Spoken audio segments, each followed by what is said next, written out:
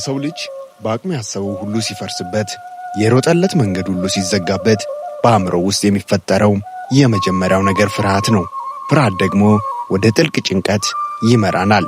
ነገር ግን ኢትዮጵያውያን በታሪካቸው በጦርነት፣ በረሃብ እና በልዩ ልዩ ፈተናዎች ውስጥ ያልፉ አእምሯቸውን ከችግር፣ ከብልሽት፣ ልባቸውን ከተስፋ መቁረጥ የጠበቀላቸው አንድ ታላቅ ምስጢር አላቸው። ሰላም የተከበራችሁ የዚህ ቻናል ቤተሰቦች፣ ዛሬ የምንገልጠው ምስጢር በሐምሌ 7 የቅድስት ሥላሴ በዓል ጀርባ ያለውን ጥልቅ የመንፈሳዊ ምስጢር እውነት ነው።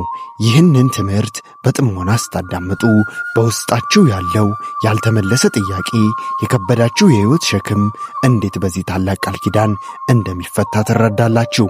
አዲስ ከሆናችሁ ሰብስክራይብ በማድረግ ቤተሰብ ይሁኑ። ወደ ምስጢሩ እንግባ። ታሪኩ የሚጀምረው ከዘመናት በፊት ነው። በመጽሐፍ ቅዱስ ዘፍጥረት ምዕራፍ 18 ላይ አብርሃም በቀትር ሐሩር በዛፍ ጥላ ስር ተቀምጦ ሳለ 3 እንግዶች መጡበት። አብርሃም በእንግዶቹ ውስጥ ያየው ተራ መንገደኞች አልነበረም፣ የፈጣሪውን አንድነትና ሦስትነት እንጂ። እስኪያስቡት አብርሃም ዕድሜው ገፍቶ ሚስቱ ሳራም አርጅታ የልጅ ተስፋ በቆረጡበት ጊዜ ነው ሥላሴ ወደ ቤታቸው የመጡት። በሰውኛ ስሌት አይቻልም በተባለበት ሰዓት ዛሬ እናንተ ሕይወት ውስጥ አይቻልም የተባለው ምንድን ነው? ዶክተሩ አይቻልም ያለ፣ ሕዝቡ አይቻልም ያለ፣ ቤተሰብ አይቻልም ያለ፣ ዘመድ የተወው የትዳር ወይም የልጅ ጉዳይ፣ ሌላም ሐምሌ 7 የሚያስተምረን ትልቁ ትምህርት ተስፋ ለመቁረጥ ነው።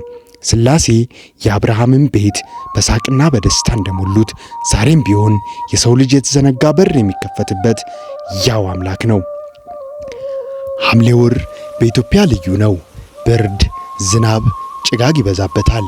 በድሮ ጊዜ በሐምሌ ወር ገበሬው ከእርሻው ውጭ ሌላ ሥራ አይሠራም።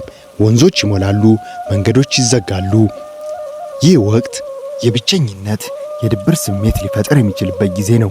ነገር ግን ጠቢባን የሆኑ አባቶቻችን ይህንን የጨለማና የበርድ ጊዜ ከፈጣሪ ጋር የመገናኛ ወር አደረጉት።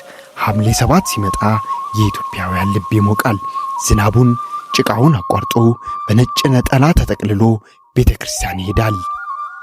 በብርድ የሚንቀጠቀጠው ሰውነት ቅድስት ሥላሴ የሚለውን ስም ሲሰማ ውስጣዊ ሙቀት ያገኛል። ይህ ለምን ይሆናል? የሰው ልጅ አእምሮ ከእሱ በላይ በሆነ ታላቅ የፍቅር ኃይል ሲታመን በሰውነታችን ውስጥ ያለው ስሜት በከፍተኛ ሁኔታ ይቀንሳሉ።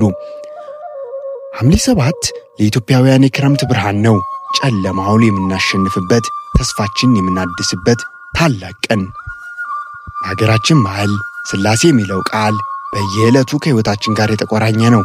ሰው ሲደነግጥ ኡኡ ሥላሴ ይላል። መንገድ ሲወጣ ሥላሴን እጄ ይላል። ሲመርቅ ሥላሴ ይጠብቁ፣ ሥላሴ ይሁኑ ይላል። ይህ ዝም ብሎ የቃላት ድግግሞሽ እንዳይመስላችሁ። ይህ ቃል በስነ ልቦናችን ውስጥ እንደ ጠንካራ መልሕቅ ሆኖ ያገለግላል። አእምሮአችን ወደ መጥፎ ሐሳብ፣ ወደ ፍርሃት ወይም ወደ ድንጋጤ ሲያመራ ሥላሴ የሚለው ቃል ስንጠራ ወዲያውኑ ወደ መረጋጋት እንመለሳለን። ሐምሌ 7 ደግሞ ይህ የፈውስ እና የመረጋጋት ጸጋ በከፍተኛ ደረጃ የሚታደስበት ዕለት ነው። በዚህ ቀን የሚጠጣው ጸበል፣ የሚቆረሰው ህብስት ሰዎችን በማኅበራዊ ትስስር ይፈውሳል። አብሮ መብላትና መጠጣት የሰውን ልጅ ከብቸኝነት ይታደጋል።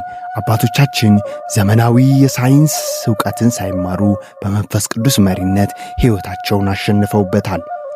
ውድ የዚህ ቻናል ቤተሰቦች፣ ዛሬ በሕይወታችሁ ውስጥ የትኛውም አይነት ክረምት ሊኖር ይችላል። ችግራችሁ እንደ ሐምሌ ወንዝ ሞልቶ መውጫ መንገዳችሁ ዘግቶት ሊሆን ይችላል።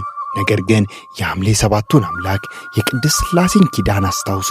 አብርሃም በተስፋ መቁረጥ ውስጥ ሆኖ እንዳመነና በሕይወቱ በበረከት እንደተሞላ የእናንተም የተዘጋው በር በሥላሴ ቸርነት እንደሚከፈት እመኑ። ፍርሃትን ከልባችሁ አውጡ። ያሰባችሁትን መልካም ነገር ሁሉ በቅድስት ሥላሴ ይቃናላችሁ። ይህ መንፈሳዊ እይታ ውስጣችሁን ካረጋጋው ቪዲዮውን ላይክ በማድረግ ሌሎችም ወንድሞች እህቶቻችሁ እንዲያዩ አድርጉ። በቀጣይ ይዘንላችሁ የምንመጣው ታላላቅ የሀገራችን ምስጢሮች እና ትምህርቶች እንዳያመልጣችሁ የቻናላችን የሰብስክራይብ ቁልፍ ተጭናችሁ የደወል ምልክቱን ያብሩ። ሐሳብ አስተያየት ወይም የጸሎት ርዕስ ካላችሁ ከታች ኮመንት ላይ ጻፉልኝ። ቅድስት ሥላሴ ሀገራችንን ሰላም ያድርጉ። ትዳራችሁን፣ ስራችሁን፣ ልጆቻችሁን ይባርኩ። እስከ ቀጣይ ቪዲዮ በሰላም እንቆይ። ቸር ያቆየን።